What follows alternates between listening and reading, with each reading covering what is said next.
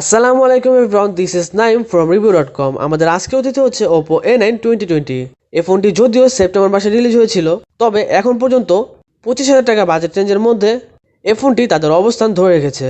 অর্থাৎ অফিসিয়ালি 25,000 টাকা বাজেট রেঞ্জে 8GB র্যাম সম্পন্ন ফোন হিসেবে এই ফোনটি এখনও মার্কেটে অবস্থান করছে।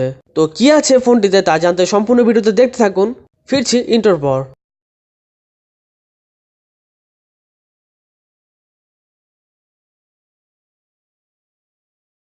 6.53 ইঞ্চির একটি বড়সড় ডিসপ্লে এই ফোনটির, যেটি একটি IPS LCD টাচ স্ক্রিন এবং ফোনটির রেজুলেশন হচ্ছে HD+। তবে এতে থাকছে না কোনো প্রোটেকশন। ফোনটির ডিসপ্লেতে ফুল HD দিলে খুবই ভালো হতো। এই বড়সড় মোবাইলটির ওজন হচ্ছে 193 গ্রাম, যেটি গ্লোসি ফিনিশিং হওয়ার কারণে হাতে বেশ ভালোভাবে এঁটে যাচ্ছিল। তবে সমস্যা হচ্ছিল এর সাইজ নিয়ে। এই ফোনটি আকারে বেশ বড় হয়, ফোনটি এক হাতে ব্যবহার করতে কিছুটা কষ্ট হয়। তাছাড়া ওভারঅল ফোনটি ডিজাইনের দিক দিয়ে বেশ ভালো ছিল। এবার আসা যাক এর পারফরমেন্স সেকশনে। ফোনটিতে অপারেটিং সিস্টেম হিসেবে ব্যবহার করা হয়েছে অ্যান্ড্রয়েড পাই 9.0, যেটি রানিং করছে কালার OS 6.1 এবং এই ফোনটিতে চিপসেট হিসেবে ব্যবহার করা হয়েছে কোয়ালকম স্ন্যাপড্রাগন 665 এর একটি 11 ন্যানোমিটারের চিপসেট। এবং সবচেয়ে মজার বিষয় হচ্ছে 25,000 টাকা বাজেট রেঞ্জে এই ফোনটি আপনাকে প্রোভাইড করছে 8GB র্যাম এবং 128GB ইন্টারনাল স্টোরেজ, যেটা অফিসিয়ালভাবে এই প্রাইস রেঞ্জে কিছুটা হলো আকর্ষণীয়।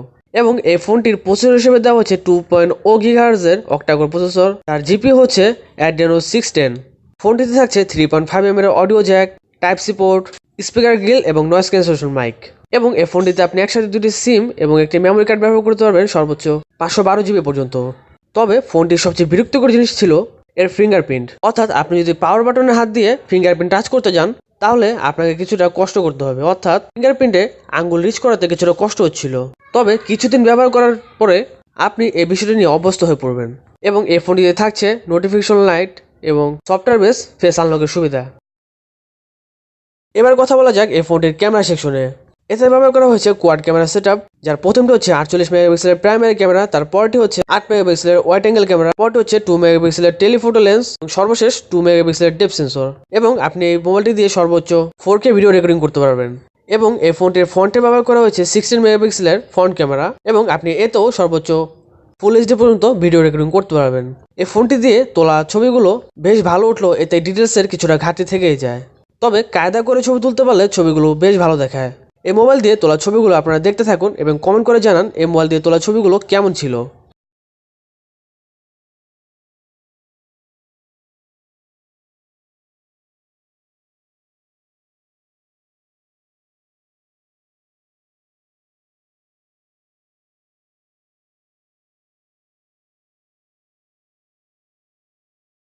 সর্বশেষ কথা বলবো এই ফোনটির ব্যাটারি সেকশন নিয়ে। এতে ব্যবহার করা হয়েছে 5000 mAh এর lithium polymer non removable battery. Charge করার জন্য বক্সে ব্যবহার করা হয়েছে ফ্ল্যাশ চার্জার।